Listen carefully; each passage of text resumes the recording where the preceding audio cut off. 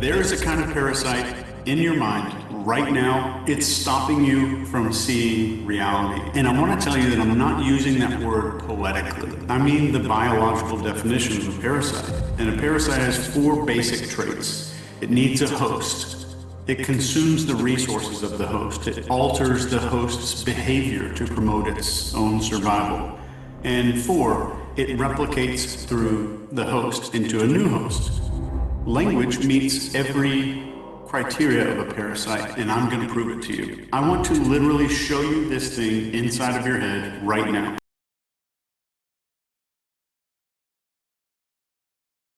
How over the years I've noticed more and more people claiming to be whistleblowers, exposing something. Now, I'm not trying to be dismissive of whatever they may be going through in life or what they went through in life. However, there's a difference between whistleblowing information that is from a first-hand perspective, with first-hand knowledge of something that they may be an insider to, for example, working in a particular profession and having evidence of whatever it is that they're sharing. And most of all, the information that is being shared or exposed would not have been shared or exposed other than with their efforts. And what I find a lot of people claiming to be whistleblowers about is about, for example, their personal story. Hello, it's December 2025. Now, I've made a few attempts at trying to make this video, trying to word craft and calculate my words as not to trigger anything online, and it just became too difficult. So I'm just gonna talk and say what I'm going to say, still word crafting to some degree and still kind of calculating my words, but it was just too difficult to try to get through everything, and then became confusing for me. So I'm starting this video fresh again. Now, this video is going to be about something that I've talked about for many years, and the overall topic of this video partly relates to my efforts in Calgary, Alberta, Canada, and everything that led to my life right now. And I've made one video dedicated to this topic, giving 4 examples of how this relates to me personally. And I'm going to kind of quickly recap that, and I'm going to be focusing on one segment of this, offering some more detail so people watching can have an understanding of how this really plays out in reality. Now, what I'm going to be talking about is sex trafficking. Now, I've mentioned, as I stated, when I was a young child, very young, how now in my mid-teens I had moved out on my own, and I've told people about that part of my story. Now, I've shared a story of the woman that I married and how she was trafficked. And actually, that's how we had met, because at the time I was doing personal private security type of work based on my training and everything else. And I'm going to be focusing on this part, but I'm just going to skip over for a moment to give the 4th example, which was in Alberta, Canada, and when I worked at a non-profit mental health organization and how they were. So those are the 4 personal connections I have to this topic, 2 of which would be direct, the first 2, and the second 2, I guess you could say, would be indirect, although the 3rd example with the woman I married was very personal to me, as opposed to the 4th example in Alberta, Canada, which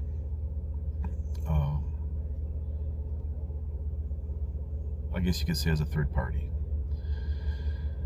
So what I want to focus on here is the events of that point in my life with the woman that I married. And I want to share this. And I may struggle with it a little bit, as I tend to do at times when just talking with people about it, but so bear with me. So the woman that I married, she was from another country, Central and Eastern Europe, and my family comes from Central and Eastern Europe, but a different country. And I suppose, just trying to wordcraft here, basically she was lured to come here with promises of something else. And when I had first seen her, and I was working, doing personal private security, I'd come across her in her room.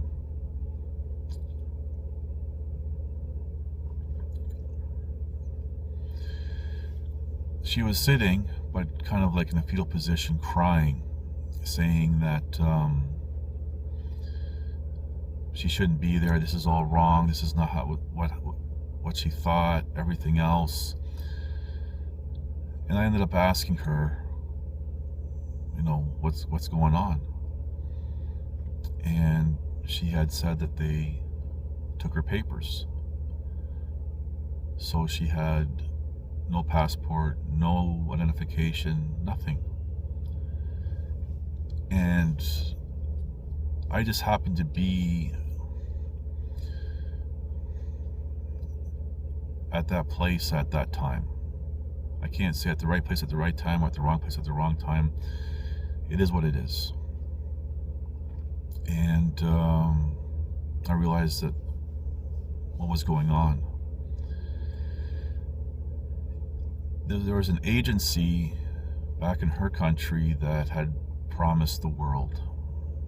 And I guess through some family dynamics, and I'm going to try not to speculate at this point, but just say the facts that I know, that led her to want to do something more than being someone important, like a nurse. She was a nurse for sick kids who specialized in neurology. I can't remember exactly what that really means, but I do remember that verbatim. And she wanted to do something more. And I'm not going to get into the whole story of those months that followed, as much as kind of focus on two different parts here with regards to this. How the agencies, for example, lure these young women to other countries.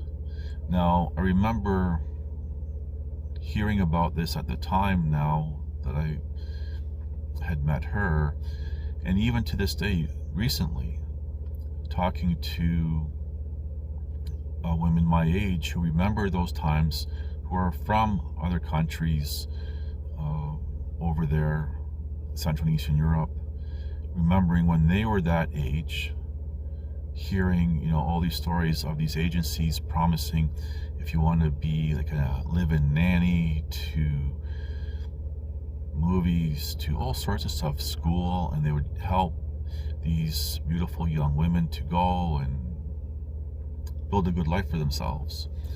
And that was the bait. And what they would do is they would take these women, and once they arrived to wherever they were going, it was only in Canada, it was all, you know, United States, everywhere, they would take their papers and then force them into whatever that they wanted, the agency wanted.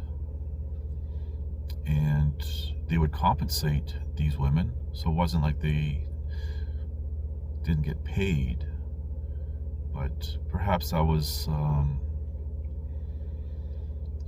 I don't know, why they did get paid, but not everything that was being made.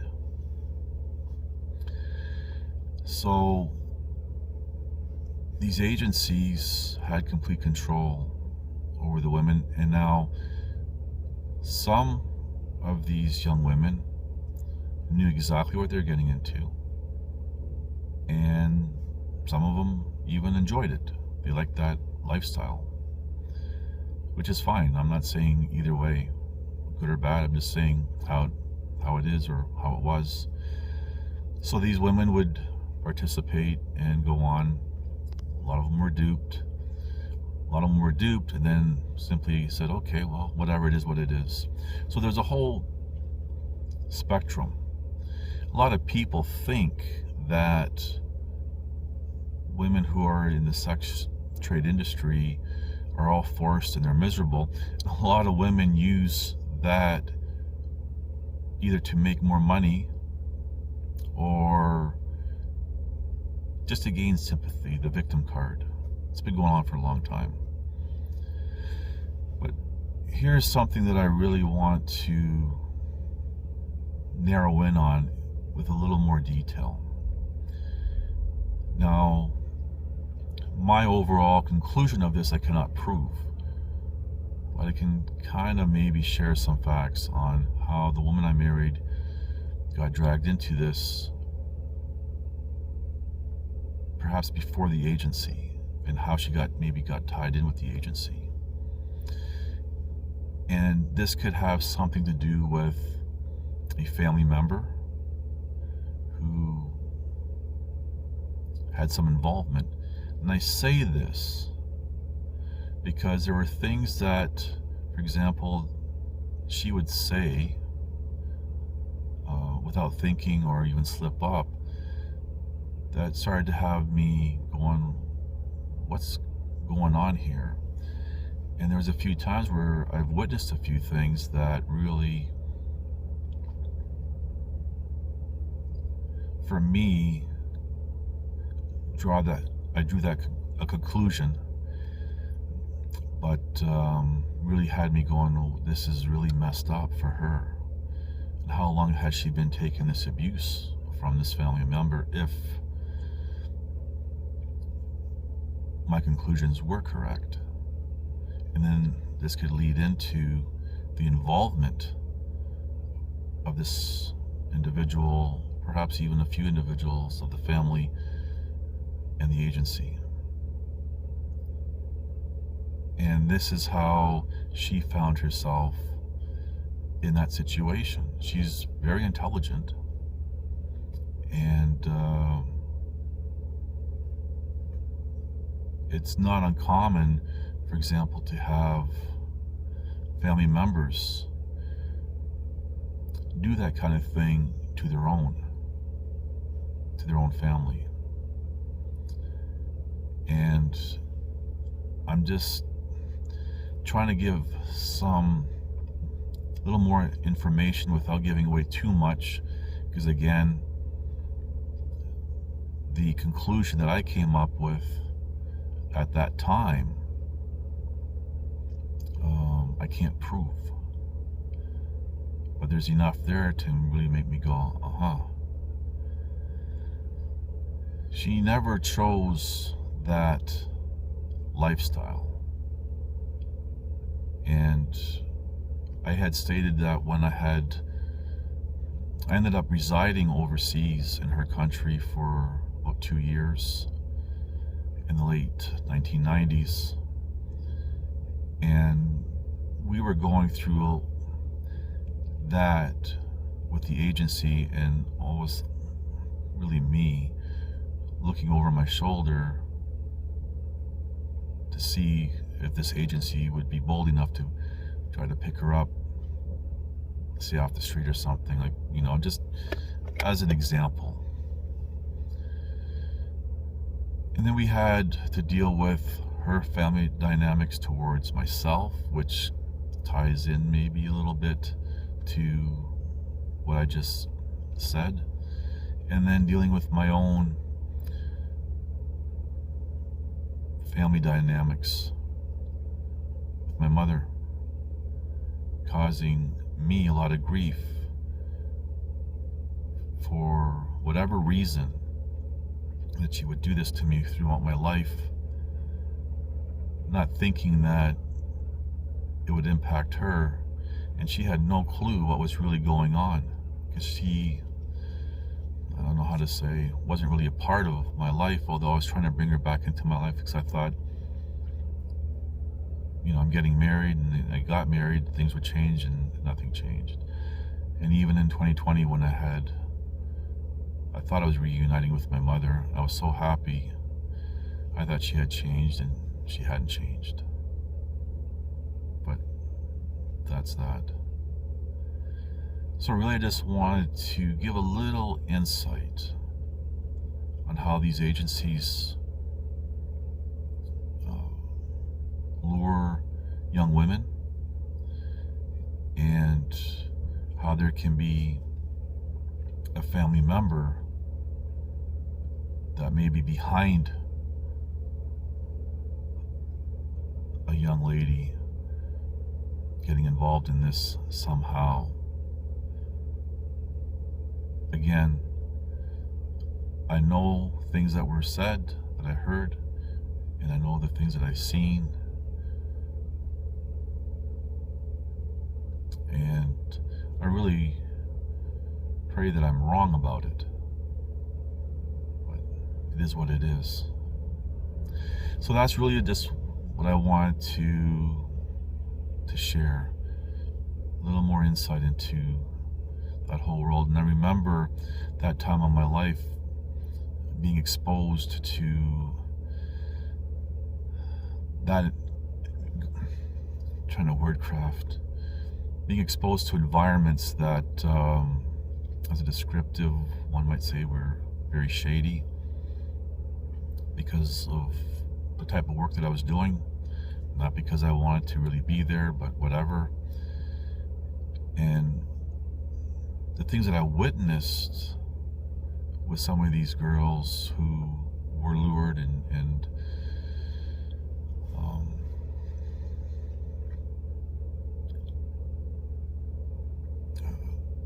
forced. And I want to stress again, not all of them are forced, but yeah, there are forced. How one, for example, just had a breakdown, literally ripped up $10,000 or $20,000 cash, just ripped it all up, and things much worse.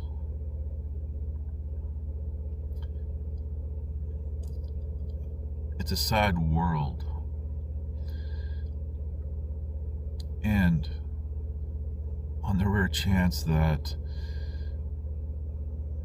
one of these young ladies are watching my video, because this is where they're at in life right now, they found themselves lured in or something, and it's not just young ladies, it's young men too. Just know this: you don't have to be there. You can get out. It may not be easy, but you can get out. You can do better. So, for what it's worth, maybe something to think about. Thank you for watching. Please like, subscribe, comment, and share. Personally, professionally, my efforts, for example, with whistleblowing, was just not something that I sought out to do ever in life. It's just these things evolved, they snowballed. Began with one little thing and it just snowballed. I've shown I just need some help to keep warm and pay the couple of bills I do have, and food and supplies and stuff is kind of on the bottom of my list right now. Right now it's minus 27 where I am. It's very humid. That people should really pay attention to, because it's not so much about me It's about you.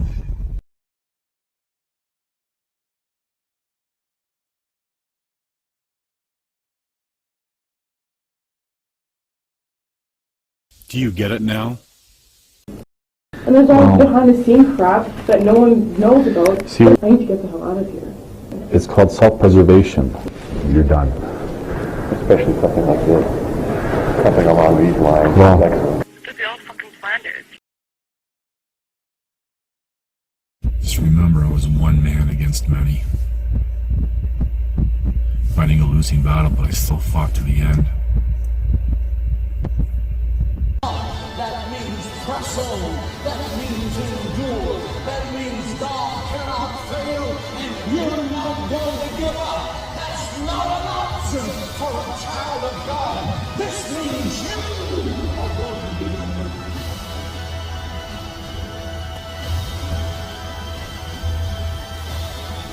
Listen to this and write it down if you can't remember it. You're never going to outgrow warfare. You simply must learn to fight. I hear people saying to me all the time, when is it going to get easier? When you die.